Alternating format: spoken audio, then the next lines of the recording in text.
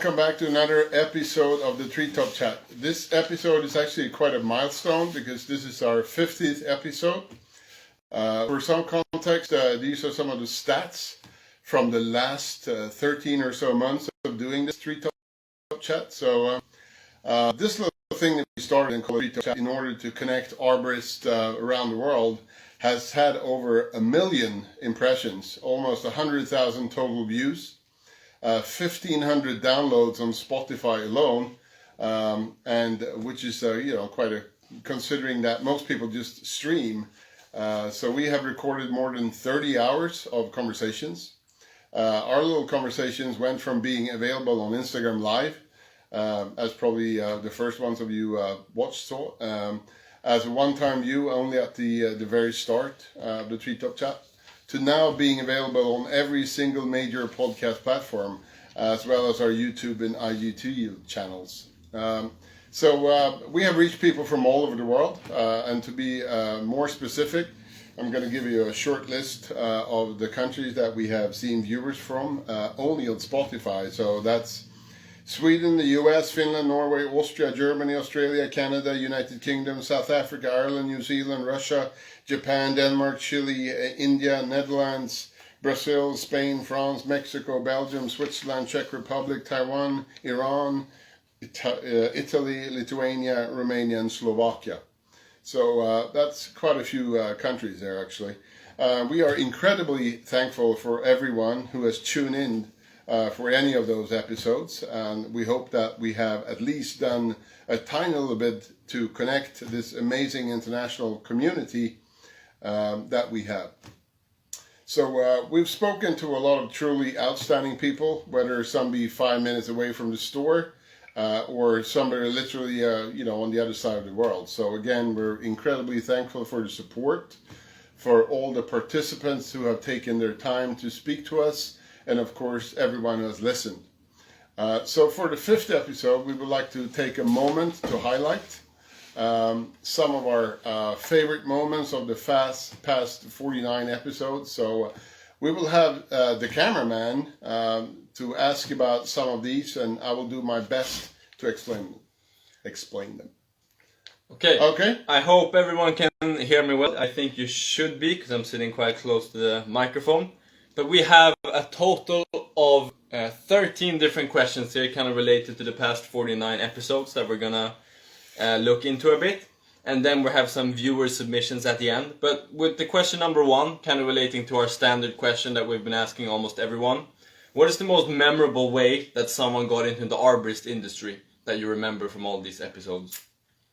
I think that must be Tree Care India Jonas, Anadi. Yeah. Anadi, who started working in trees as a kid, and he used a cloth to climb, and he, the pay was very, very little. So now he's one of India's best arborists. So that was very memorable, I would say.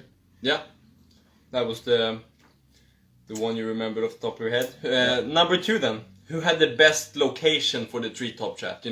Like the best backdrop. For example, Felipe in Brazil, he was sitting in a harness factory, for example. Yeah, exactly. But what springs to mind must be Boel Hammarstrand. That was the very first episode. She took the name quite literally and actually sat in a tree, with her headset on, and it was amazing to see that she climbed up the tree for being on the TreeTopChat. So thanks for that, Boel. It's very cool. It's a little bit disappointing that no one followed after that. After that first episode. Yeah, that would have been cool. Okay, number 3. What is the most insightful tip or advice that you have heard on the TreeTopChat? Maybe for people in general or for you specifically? Yeah, I think we had some good discussions on this generally, but I think it might be Moses from Flitige Myre, giving some advice on investing in yourself, and all that conversation we had, or maybe Jared, as known as the Jagged Brick Climber, talking about being an industrial athlete. And really applying your surroundings to how you work with yourself. I think that was a cool discussion as well. Mm-hmm. Yeah, for sure. There's been quite a few guru moments during the past episodes. Exactly. Okay, number 4. Which guest do you think was the most different from our main audience? So our main audience, of course, is just arborists, and that's been the typical person we've spoken to. Who do you think has differed the most from that mold? I think that might be Amanda Rumler. Very young, successful, and very entrepreneurial in the brush clearing industry. So that was quite different conversation, but a lot of fun to hear how she took on things. She was the only woman in the company, and dealing with the guys in the way she did. A very, very strong woman, I have to say. Mm-hmm. Yeah, I think the tree projects in Australia was quite different too, because they were more photographers other than arborists. Yeah, exactly. And hearing they were climbing on a Teufelberger KM3 Max, a spool of 180 meters, and sometimes it was not enough. So that was pretty cool. That's big trees. Okay, on to question number 5. So we've had quite a few brands represented on major industry brands represented on the TreeTopChat, and people from these brands coming on to speak to us about products and about them in general. Yeah. Which brands can you remember us having on, and are there any particular things which you remember about these conversations? Well, we have had Teufelberger, we had Sip Protection, we had Courant, we had Arbortech, we had Recoil from Australia, we had Bear Valley, Vermeer Viking, and maybe some other, I'm not sure, but we good conversations with Teufelberger. That was quite a long session, to hear Ludo speaking about Teufelberger and what they're doing, production and new products and so forth. Sip Protection, always interested to learn more about their customers. Of course, Courant with Peter Thiel, that. I always like how he changed around the Nokia tagline or slogan. Nokia connecting people, but in Peter Thiel's world, it's ropes that are connecting people. So that's pretty cool. We heard from Arbortech what they're doing. Their clothing and so forth. We had a conversation with Dan Recoil, Australia. Bear Valley about his t-shirts and hoodies and what they're how they developed the company. So overall very good conversations. And we actually had 3 representatives from Courant actually. Yeah, exactly. Peter De Vries after he became ambassador, Peter Thiel, and then Joshua Huntermark. Exactly, all ambassadors as well. Nice. Okay, question number 6. Who do you think was the furthest away, and how many guests can you think of that were really far away from where we are in Sweden?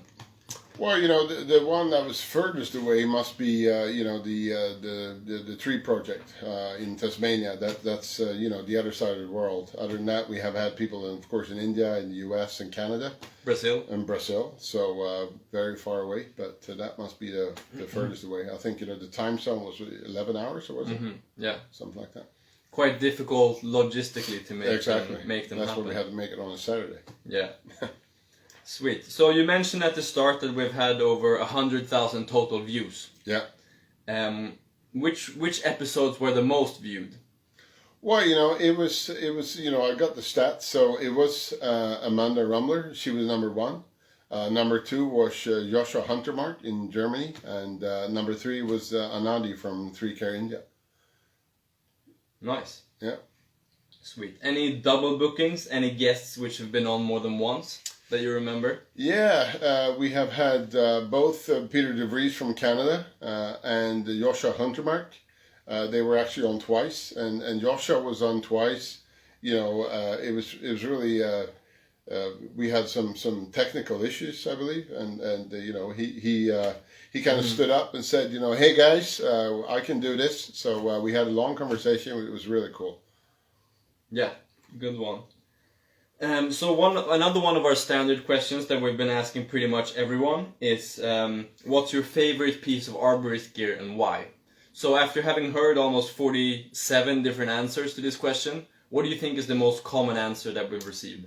I think, in the beginning, it was surely the zigzag together with the chicane. So that was a top product for its ease of use, and people really like the product. Later on, I think it's been more between ropes and chainsaws and other things. So, but for sure, the top one must be the zigzag. Yeah. I think at the first half of the season, it seemed like the zigzag had a monopoly on the gear question. Yeah, absolutely. Nice. So another one of our standard questions is funny job stories, since that seems to be kind of like a universal thing. Everyone has a funny job story.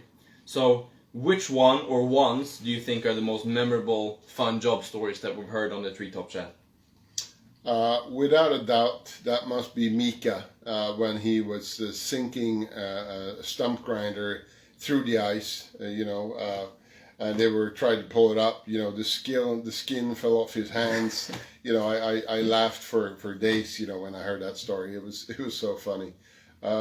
Maybe Derek, being hung from a tree and bombarded with fruit in Oregon, or maybe Andreas Lindberg blowing up the garage with the dynamite, or maybe Catherine Koss being attacked by bees and losing her pants in the emergency room. So. A lot of people have shared some really funny stories and really came through with some personal things. We actually have the news article from Andreas Lindberg blowing up the garage. Really? So if anyone wants that, send us a message and we'll send you the link. We'll share it. Was it on Aftonbladet or? Yeah, exactly. Cool. Sweet. I'm sure he has that framed in his living room or something. Okay, so more generally speaking, and not necessarily funny job stories, but what is your favorite TreeTopChat moment? It could be something you've learned, someone you really connected with, or just something really funny in general. What do you think? Well, I think again it must be Mika, because that made me laugh for days afterwards. I was thinking about that episode for a long time after. And also, as I mentioned before, Peter Thiel, how we twisted the old Nokia slogan around. That was very memorable as well. And of course, we had some very good conversations with Peter de Vries and also Peter Thiel, and also Ludo at Tortelburger. It's been all good conversations in those ones. Yeah, nice. So surely from these 30 hours of conversations, you must have learned something yourself. I hope, at least. So, what would you say you've learned from the TreeTopChat? Well, I think that this industry is full of very down to earth people, even through their quite often high up in the trees. But seriously, it's been a very interesting times to hear how people work. And it seems that there's this competition in a lot of the markets that we have spoken to, which I think is quite unique. Also most people have spoken we have spoken to are very happy to share their insights and personal stories, and some of you have been very talkative as well. So. But I think the biggest takeaway is that the people that we have spoken to are very down to earth people. Very very nice people, have some incredible stories and really love their jobs, regardless of where they are in the world. So there's a enthusiasm for this type of work, which I think is really nice. And you don't really see that so often. So nice. So, more concretely, what do you think that the TreeTopChat has contributed to the industry as a whole? What do you think Arborist has brought to the industry as a whole by putting out this show every week for a year?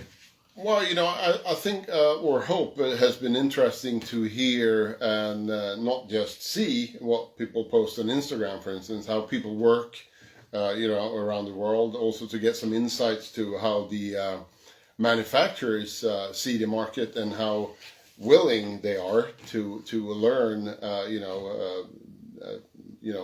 how things are used to bring new products and functions to the industry. So I think that's been.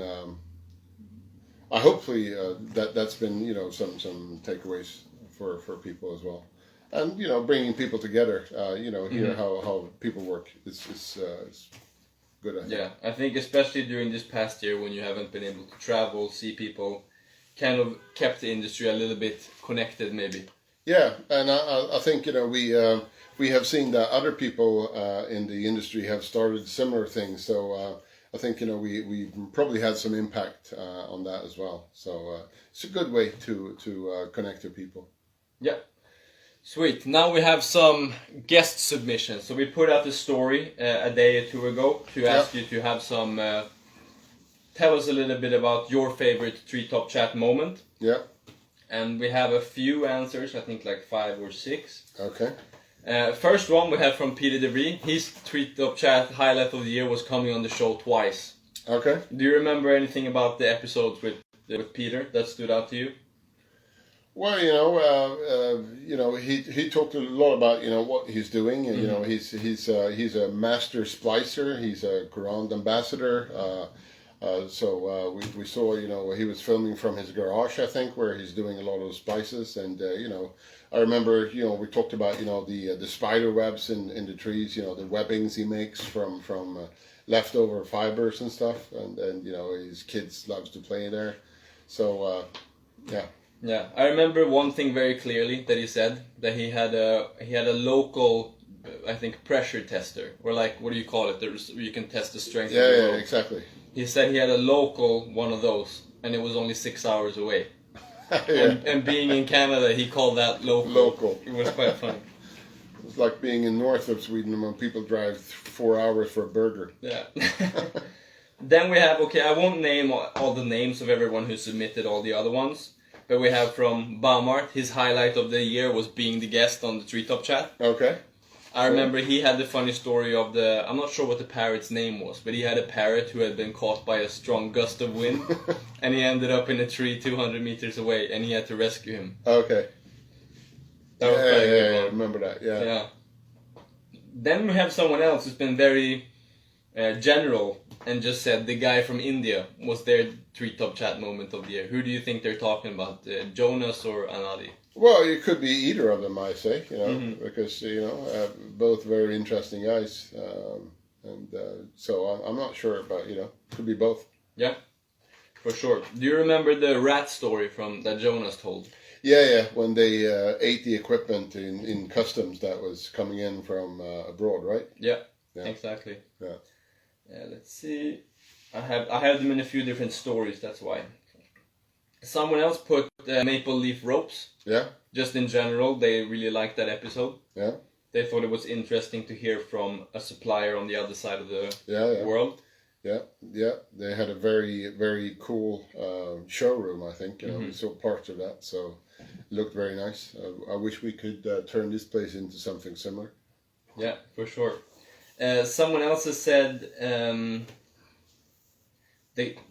I think I remember. I think I know what they mean. The cursed chainsaw from the episode with Ghislaine. The cursed chainsaw. Do you remember this one?